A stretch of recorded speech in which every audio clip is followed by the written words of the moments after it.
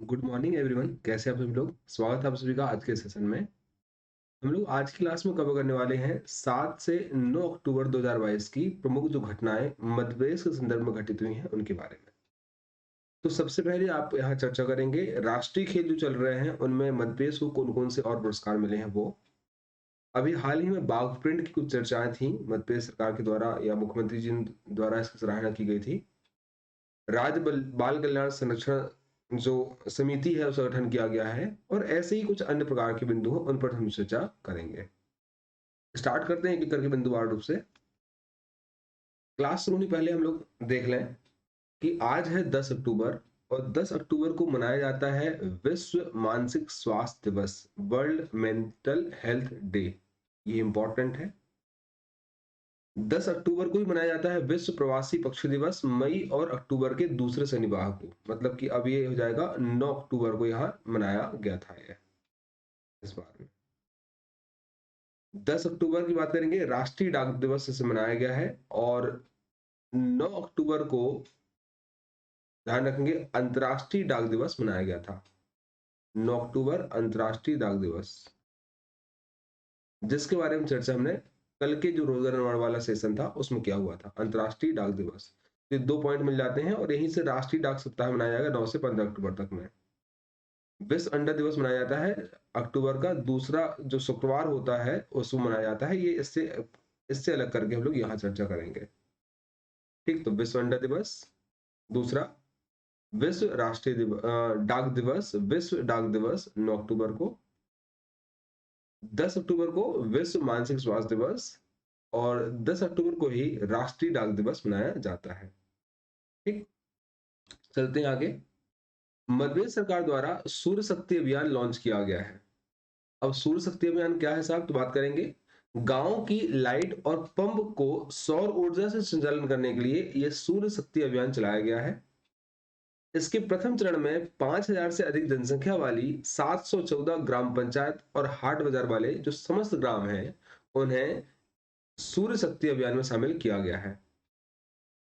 इनके अलावा जो अन्य पंचायत हैं उन्हें भी इसमें आपका सूर्य शक्ति अभियान में जोड़ा जाएगा। प्रारंभिक रूप में सूर्य शक्ति अभियान के लिए खरगोन और खंडवा जिले के एक एक विकास खंड को यहाँ पर पायलट प्रोजेक्ट के रूप में यहाँ पर मुख्य किया था, शामिल किया गया था। इनके बाद जब इनकी सफलता देखी गई, ऊर्जा का ऑडिट किया गया और फिर आगे चल करके इसे पूरे मध्य प्रदेश में लॉन्च कर दिया गया। अक्टूबर 2022 में लॉन्च की गई ये योजना है। 8 अक्टूबर की बात हम लोग करेंगे।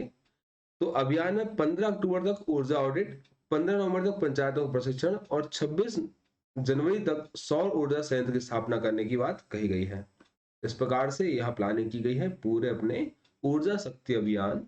तो सूर्य शक्ति अभियान, तो इसका संबंध यह है कि गांव की लाइट और पंप को सौर ऊर्जा से संचालित किया जाएगा। इस संदर्भ में यह योजना रहेगी। अब चलते हैं आगे नेक्स्ट। चित्रकूट में ग्रामोदय मेले का शुभारंभ किया गया है। 9 अक्टूबर से 4 दिवसीय मेला लॉन्च किया गया है। ठीक, 9 से 12 तक, मतलब 9, 10, 11, 12, ठीक 4 दिवसीय रहेगा। और ये मनाया जा रहा है, ध्यान रखेंगे, नानाजी देशमुख के जो बर्थडे है उसके दृष्टिकोण से चित्रकूट में, क्योंकि चित्रकूट कर्मस्थली या बहुत कुछ यहाँ से रिलेटेड रहे हैं, इसी दृष्टिकोण से उसको मनाया गया है। ग्रामोदय मेले में 3 अलग अलग डोम तैयार किए गए हैं, जिसमें पहले डोम में नानाजी का मंडप तैयार किया गया है, जिसमें एक जिला एक उत्पाद की विशेष प्रदर्शनी की जाएगी मध्य प्रदेश शासन के संदर्भ में। ठीक, अब चलते हैं आगे। नेक्स्ट यहाँ रहेगा, ये एक जिला एक उत्पाद की कहानी है ना। इंदौर, हरदा, डिंडौरी और सागर में साइबर तहसील खोले जाने की तैयारी है। पिछली कुछ क्लास में मैंने पहले चर्चा किया हुआ था कि मध्य प्रदेश सरकार द्वारा सीहोर और दतिया में साइबर तहसील बनाने का एक प्रकार से पायलट प्रोजेक्ट स्टार्ट किया गया था। गोविंद सिंह राजपूत जी ने उन्होंने इस घोषणा की हुई थी। अब इसका जो सेकंड चरण है उसमें इंदौर, हरदा, डिंडौरी और सागर में इसे लागू किया जाएगा। साइबर तहसील खोली जाएंगी, मतलब सब कुछ एक तरीके से इलेक्ट्रॉनिक वे में हो जाएगा। आपको ऑनलाइन में ही आपके खसरा खतौनी जैसी चीजें प्राप्त हो जाएंगी और भी बहुत कुछ यहाँ प्राप्त हो जाएगा ऑनलाइन। ई गवर्नेंस का एक तरीका वो हम लोग बोल सकते हैं। और तीसरे चरण में संपूर्ण मध्य प्रदेश में इसको एक्सटेंड किया जाएगा साइबर तहसील, ध्यान रखिए इस बारे में। नेक्स्ट आगे चलते हैं। कंप्रेस्ड बायोगैस उत्पादन योजना के लिए एक समिति गठन किया गया है 7 अक्टूबर 2022 को। अब एक कंप्रेस्ड बायोगैस उत्पादन के क्रियान्वयन, इनकी निगरानी और समीक्षा के लिए कृषि उत्पादन आयुक्त जो है मध्य प्रदेश के, उनकी अध्यक्षता में समिति गठन किया गया है। यह कंप्रेस्ड बायोगैस प्लांट के स्थापना के संबंध में कृषि, वन अपशिष्ट या डिस्टरी अपशिष्ट जो होते हैं या नगरीय निकाय के अपशिष्ट हैं, उसकी उपलब्धता पर समीक्षा करेगी और उसके लिए कार्य योजना प्रस्तुत करेगी। कंप्रेस्ड बायोगैस उत्पादन योजना के लिए समिति गठन किया गया है। हालांकि ये कम इंपॉर्टेंट है, लेकिन फिर भी मेंस में कभी आ जाए कि भैया आपके पास मध्य प्रदेश सरकार द्वारा कंप्रेस्ड बायोगैस उत्पादन के लिए क्या किया गया है, यूनिट 9 ऊर्जा में हमारे पास ये टॉपिक है वहां पर आपके पेपर 3 में। नेक्स्ट, राज्य बाल कल्याण एवं संरक्षण समिति गठन 7 अक्टूबर 2022 किया गया है। ये राज्य शासन द्वारा मिशन वात्सल्य स्टार्ट किया गया था, मैंने पहले चर्चा कर चुका हूं। इसकी निगरानी, मूल्यांकन और समीक्षा के लिए राज्य बाल कल्याण संरक्षण समिति का गठन किया गया है और इसके जो अध्यक्ष होंगे वो महिला बाल विकास समिति के अध्यक्ष, यहाँ पर जो समिति के अध्यक्ष रहेंगे, जो अपर सचिव या प्रमुख सचिव हैं महिला बाल विकास विकास समिति के, उन्हें यहाँ पर रखा जाएगा। ये जो समिति है प्रत्येक वर्ष त्रैमासिक रूप में मिशन वात्सल्य के दिशा निर्देशों को क्रियान्वयन, मूल्यांकन और समीक्षा करेगी। जो समिति बनाई गई है वो, तो राज्य बाल कल्याण एवं संरक्षण समिति कब गठित की गई है? 7 अक्टूबर को। इसके अध्यक्ष कौन होंगे? तो महिला बाल विकास समिति के अध्यक्ष यहाँ पर में रखे गए हैं महिला बाल विकास मंत्रालय के द्वारा में। अब चलते हैं आगे। प्रदेश के लिए 11 और 16 अक्टूबर को इंपॉर्टेंट कुछ ऐतिहासिक दिन रखने की बात कही गई, मामा जी ने घोषणा करी थी। तो ये 11 अक्टूबर क्या होगा? तो 11 अक्टूबर को उज्जैन में श्री महाकाल लोक का लोकार्पण किया जाएगा, मतलब कल के दिन। ठीक। और अगला 16 अक्टूबर क्या होगा? तो 16 अक्टूबर को ग्वालियर में अत्याधुनिक एयरपोर्ट का शिलान्यास किया जाएगा। ये दो बात है। और ये कौन करेंगे? अमित शाह जी। दो कुछ बातें हैं, आगे चुनाव है तो चुनाव दृष्टिकोण से जितना कुछ करना है कर रहे हैं, प्रयास यही रहेगा। अगला विमुक्त जाति। तो विमुक्त जाति हमारे पास कौन कौन सी है उसके संदर्भ में बात कही जाती है कि जो पास विमुक्त होती हैं, घुमंतु या अर्धघुमंतु प्रकार की, जो घूमते रहते हैं, जैसे बंजारा ट्राइब है। तो इस दृष्टिकोण से छात्रावास योजना से 141 छात्रावास का चयन किया जा रहा है। तो मध्य प्रदेश सरकार द्वारा क्वेश्चन पूछ लेगा कि विमुक्त और घुमंतु जनजाति के लिए, जाति के लिए कौन कौन से प्रयास किए गए हैं, शैक्षणिक प्रयास कौन कौन से किए गए हैं, भी बात करेंगे। 141 छात्रावास यहाँ बनाए गए हैं। इनमें करीब करीब इन वर्गों के 6550 विद्यार्थी आवासीय शिक्षा प्राप्त कर रहे हैं और इनके लिए 1230 रुपए प्रतिमाह है और बालिकाओं को 1270 रुपए प्रतिमाह की शिक्षा जो शिष्यवृत्ति स्कॉलरशिप प्रदान की जाती है। तो ये थोड़ा सा प्रयास है ताकि ये लोग भी शिक्षा की धारा से जुड़ पाए और जो समावेशी शिक्षा की जो अवधारणा हमारी है और राइट टू एजुकेशन का जो कंसेप्ट है उसको हम लोग फलीभूत कर सकें। अब चलते हैं आगे। मध्य प्रदेश सरकार द्वारा जेब्रा और जिराफ लाने की बात कही गई है। ठीक। तो 2023 तक 26 जनवरी तक में मध्य प्रदेश में जेब्रा और जिराफ भी आ जाएंगे वन विहार भोपाल राष्ट्रीय उद्यान में। ठीक। मध्य प्रदेश में चीता आ गए साहब, मध्य प्रदेश में यहाँ पर मैं एक तरीके से महाकाल लोक का आ गया है, जेब्रा और जिराफ भी आ जाएंगे। बस नहीं आएंगे तो रोजगार, समस्या यही है, मुद्दा यही है। सरकार सब कुछ लाने की बात कर रही है लेकिन रोजगार लाने की बात नहीं कर रही है। घोषणा तो कर दी है लेकिन लाएंगे कब, ये भी हमारे पास चिंता का विषय है। अगले चलते हैं। जो हमारे यहाँ मध्य प्रदेश में शूटिंग अकादमी है उनकी है एक नीरू डांडा, राज्य शूटिंग अकादमी ऑफ एक्सलेंस के यहाँ पर मैं सदस्य स्टूडेंट रही हैं। तो इन्होंने हाल ही में जो राष्ट्रीय खेल खेले जा रहे हैं गुजरात में 36वें, उनमें स्वर्ण पदक जीता हुआ है। प्रतिस्पर्धा कौन सी थी? तो महिलाओं के लिए शॉर्ट गन ट्रैप इवेंट में, ध्यान रखेंगे, शॉर्ट गन ट्रैप इवेंट में इन्होंने ये पदक जीता हुआ गोल्ड। अब उल्लेखनीय है कि पहला मौका है जब राष्ट्रीय खेल में शॉटगन इवेंट में मध्य प्रदेश को स्वर्ण पदक मिला हुआ है। तो पहली बार, अभी तक में पहली बार मिला। 36 अभी तक हो चुके हैं, 35 हो चुके हैं, उनमें पहली बार ये आपको 36 में प्राप्त हुआ है नीरू डांडा को। जो राष्ट्रीय खेल है ये नीरू डांडा की बात करेंगे, पास में यहाँ मिलेंगे रहेंगे ये। अब राष्ट्रीय खेल जो अभी 36वें हुए हैं उसमें मध्य प्रदेश की पुरुष मल्लखंब टीम ने कौन सा पदक जीता हुआ है? यदि आपको पता हो तो कमेंट करके बताइएगा। ठीक। तो ध्यान रखेंगे यहाँ पर मैं गोल्ड मेडल उन्होंने जीता हुआ है। खेलो इंडिया युवा खेल जो अभी हाल ही में हुए थे उसमें पहली बार मलखंब को शामिल किया गया और उसमें भी मध्य प्रदेश ने परचम लहराया। और इस बार 36वें राष्ट्रीय खेल में पहली बार मलखंब को खेल में शामिल किया गया है, तो इसमें भी हमने गोल्ड जीता हुआ है। मलखंब मध्य प्रदेश का राजकीय खेल है, ध्यान रख लीजिएगा। 2013 में से हमने अकादमी यहां घोषित की हुई थी। अब चलते हैं आगे। मुख्यमंत्री श्री चौहान ने लोकनायक जयप्रकाश नारायण की पुण्यतिथि पर नमन किया हुआ है, तो अक्टूबर 1979 को इनकी डेथ एनिवर्सरी आती है और 11 अक्टूबर को इनकी बर्थ एनिवर्सरी आती है। इन्हें लोकनायक या जेपी के नाम से जाना जाता है। प्रमुख स्वतंत्रता सेनानी, समाज सुधारक और राजनेता रहे हैं। जेपी, ध्यान रखेंगे, जेपी इंपॉर्टेंट है ये।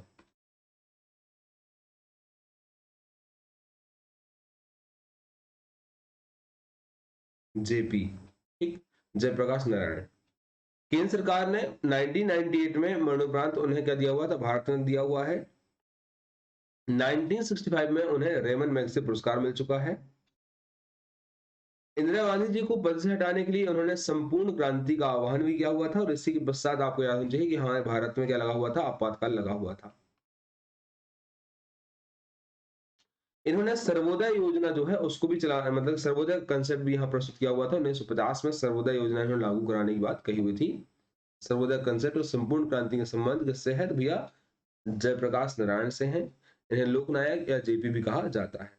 इन्हें कब दिया गया भारत रत्न? तो 1998 में। मैग्सेसे अवार्ड कब मिला हुआ? 1965 में। ठीक, याद रखिएगा इस बारे में। नेक्स्ट चलते हैं आगे। सीएम राइज विद्यालयों में 21वीं सदी के कौशल पर आधारित विज्ञान शिक्षण कार्यशाला प्रारंभ की गई है। अब विज्ञान शिक्षक प्रशिक्षण कार्यशाला, इसका उद्देश्य यह है कि भाई मध्य प्रदेश सरकार द्वारा जो सीएम राइज स्कूल चलाए जा रहे हैं, एक बड़ी महत्वाकांक्षी योजना है सरकार की। मतलब दिल्ली में केजरीवाल मॉडल को टक्कर देने के लिए शिवराज मॉडल आया, सीएम राइज स्कूल। अब इसके लिए क्या करेंगे? नवीनतम एवं आधुनिक शिक्षण पद्धतियों परियोजनाओं आधारित शिक्षण, मतलब प्रोजेक्ट बेस्ड लर्निंग, गतिविधि आधारित शिक्षण मतलब एक्टिविटी बेस्ड लर्निंग, स्टीम आधारित शिक्षण जैसी चीजों को लागू किया जाएगा, ताकि बच्चे ज्यादा से ज्यादा सीख पाएं और टीचर भी ट्रेन तरीके से यहाँ रहें। अगली बात करेंगे। मध्य प्रदेश कुटीर एवं ग्रामोद्योग विभाग द्वारा प्रदेश के हथकरघा एवं हस्तशिल्प को बढ़ावा देने के लिए 6 से 8 अक्टूबर तक MP craft art from the heart नाम का एक आयोजन किया गया। कहां पर? इंदौर के सैटन ग्रैंड पैलेस में यह प्रोग्राम या इवेंट को ऑर्गेनाइज किया गया था। इसका उद्देश्य यहाँ लोगों को और ज्यादा एक तरीके से एक्सप्लोर करना है हैंडीक्राफ्ट जैसी चीजों को। नेक्स्ट चलिए आगे। हाल ही में किस जिले के सातनारी जलाशय योजना का काम पुनः शुरू किया गया? किस जिले में सातनारी जलाशय योजना का काम पुनः शुरू किया गया है? तो भैया ये निर्णय लिया गया कहां पर? आपका बालाघाट जिले में। तो सतनारी जलाशय कहां पर स्थित है? बालाघाट जिले में। आप इसे ध्यान रख लीजिएगा, इंपॉर्टेंट। अब चल लेते हैं। नशे के अवैध कारोबार को पूरी तरह से ध्वस्त किया जाएगा, ऐसा मामा जी ने बोल दिया है। लेकिन मैं पहले चर्चा किया हुआ है कि मध्य प्रदेश में जो सत्ता का नशा है ना, उसे कब ध्वस्त करेंगे नहीं पता, शायद ऐसे जनता ही ध्वस्त करेगी। और जो रूलिंग पार्टी का नशा है वो भी इसे लगभग जल्दी ध्वस्त करना चाहिए, क्योंकि कल के दिन आप देखें इंदौर से, भोपाल से या सब जगह से, मतलब कि पूरे मध्य प्रदेश से भोपाल में लोग एकत्रित होते हैं और किस तरीके से उन्हें घसीट करके पीट करके बाहर खदेड़ा गया। जो बच्चे युवा रोजगार की मांग कर रहे थे उनके लिए। तो ये सत्ता का नशा नहीं है तो क्या है? एक तरीके से देखा जाए, रोजगार की मांग करते तो आप लाठियां देने की बात कर रहे होते हैं। ये मामा जी का शासन है। कोई बात नहीं, 1 लाख आपने बोला हुआ है, नहीं देंगे तो 1 लाख भी लोगों के पास रखा हुआ है अगले सरकार चुनाव में। बड़े बजट की मेगा स्टार फिल्में मध्य प्रदेश में आएंगी, ये बात कही गई है, आप ध्यान रखिएगा, इसके बारे में इंपॉर्टेंट है। अब चलते हैं आगे। मतलब कि सरकार ने ये जो टूरिज्म के साथ साथ में यहाँ पर जो फिल्म प्रोडक्शन को बढ़ावा देने के लिए बहुत सारे प्रयास किए हुए हैं। मैंने पिछली बार चर्चा किया हुआ था, नई फिल्म प्रोडक्शन नीति लाई गई। इसके बाद 15 दिन में हम लोगों ने यहाँ पर अनुमति देने की बात कही, और बड़े बजट की मेगा स्टार फिल्में लाने के लिए यहाँ पर में एमओयू साइन किया गया है पर्यटन विभाग और प्रसिद्ध निर्माताओं के बीच में। अब चलते हैं आगे। नेक्स्ट, बाघ प्रिंट प्राकृतिक रंगों और हाथ की कारीगरी की अद्भुत कला है, ऐसा मुख्यमंत्री श्री चौहान साहब ने कहा हुआ है। अब यहाँ पर मैं मुख्यमंत्री ने बाघ प्रिंट को समझा और उसे कपड़े पर उकेरा है, मतलब चर्चा में रही है। तो इनमें मांडू के प्राचीन ऐतिहासिक महलों का भी अवलोकन इस दौरान उन्होंने किया। तो बाघ की बात करें, धार जिले में है ये बाघ प्रिंट, छोटे से कस्बे पर आधारित ये प्रिंट है। इस प्रकार से आप फोटो देख सकते हैं, बाघ प्रिंट कहलाता है। इसे बाघ या बाघ भी कह सकते हैं, दोनों नाम मिल जाते हैं इसके। कपड़ों पर उकारा जाने वाला एक बहुत ही कठिन प्रकार की हमारी पद्धति है। लगभग 1000 वर्ष पहले एक जो यह बाघ छपाई बहुत से कारीगर सिंध या पाकिस्तान से विस्थापित होकर के भारत आए, भारत मतलब कि मुख्य रूप से आपके धार में आए, और इन्होंने यहाँ पर इस चीज को बढ़ावा दिया हुआ है। सूफी संत ख्वाजा मुइनुद्दीन चिश्ती का गहरा प्रभाव इसमें देखा गया है। और पूरे इस प्रक्रिया में 95% तक का जो काम है वो गैर मशीनी मतलब हाथ से किया जाने वाला कार्य है। अब इस प्रकार से आप देख सकते हैं, एक बाघ प्रिंट की साड़ी तैयार करने में 29 से 30 दिन का समय लगता है। अब करते क्या क्या आप देख लीजिएगा। इसे तैयार करने में गोंद, अनार के छिलके, अफीम का डोरा, हर्रा, बहेड़ा, बकरी की लेड़ी आदि सभी का प्रयोग किया जाता है। मध्य प्रदेश के बाघ शहर की कारीगर इस प्रकार की छपाई करने में अपने आप को मतलब अपने हाथों से काम करते हैं। सबसे पहले कपड़े की पूरी रात पर पानी में भिगोया जाता है और फिर देर तक धूप में सुखाया जाता है। फिर इसे अरंडी के तेल, समुद्री नमक या पानी के बड़े बड़े टब में डुबोया जाता है, जैसे डुबो रहे हैं यहाँ पर देख सकते हैं आप इसको। इसके बाद ऐसे पानी से धोया जाता है। ये प्रक्रिया 2-3 बार चलती है। फिर उसके बाद इसमें रंग किया जाता है। रंग जो आते हैं उसमें छपाई का उपयोग होने वाले अलग अलग फूल या फिर बीजों से निकाला जाता है, फलों से निकाला जाता है। अब बात करें यहाँ पर मैं कि इस पूरे बाग की प्रक्रिया में जो बाग प्रिंट का नाम बाघरी किनारे बसे हुए लोग थे उनके कारण पड़ा हुआ है। इस तरह के कपड़े पर मांडू के जलमहल सहित मध्य की गुफाओं या आदि की चित्रकारी भी की गई है। इन्हीं विशेषताओं के चलते कपड़ा लोगों में खासा पसंद किया जाता है, क्योंकि पास में जो पुरानी जो इमेज है उनको उकेरा जाता है या उनको ड्राफ्ट किया जाता है। 1960 में अनेक कलाकारों ने बाघ प्रिंट की प्रक्रिया बंद कर दी थी, लेकिन बाद में इस्माइल खत्री और उनके परिवार इससे संजोकर रखा हुआ था। प्रश्न पूछेगा इस्माइल खत्री का संबंध किससे है, तो भैया बाघ प्रिंट से है। मध्य प्रदेश सरकार द्वारा एक जिला एक उत्पाद में बाघ प्रिंट को धार का एक जिला घोषित किया गया है। साथ ही इसे भारत सरकार द्वारा या एक बार से जीआई टैग प्रदान किया गया है, ज्योग्राफिकल इंडिकेशन मतलब भौगोलिक संकेतक भी दिया गया है इसको।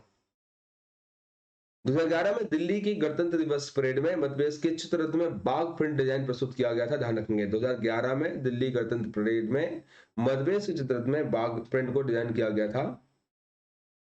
2010 में कॉमनवेल्थ जो गेम हुए थे उसमें बाघ प्रिंट के कपड़े लोगों खिलाड़ियों को दिए गए थे। और 2023-3 में यूसुफ खत्री को राष्ट्रीय पुरस्कार भी इसके लिए मिल चुका है। यूसुफ खत्री मतलब खत्री जो परिवार रहा है पूरा पूरा इससे रिलेटेड रहेगा। आगे चले नेक्स्ट यहाँ पर मैं तो सारी बातें जो हमारी थी वो हमने कवर किया। नेक्स्ट मतलब कल के दिन मंगलवार को हम अब डेली करेंगे क्या, हर मंगलवार को यहाँ रोजगार निर्माण चर्चा की जाएगी। उसके बाद फिर 3-3 दिन का हम लोग जो करंट अफेयर का क्लासेस वो रहेगी, और बुधवार को हम लोग कवर करेंगे एमसीक्यूज जो है वो सारे एमपी के रिलेटेड में पुराने वाले जितने भी हैं। ठीक, तो आज की क्लास अपनी यहाँ तक, मिलते हैं कल फिर आगे क्लासेस में। तब तक के लिए धन्यवाद, गुड डे, ध्यान रखें अपना। Thank you.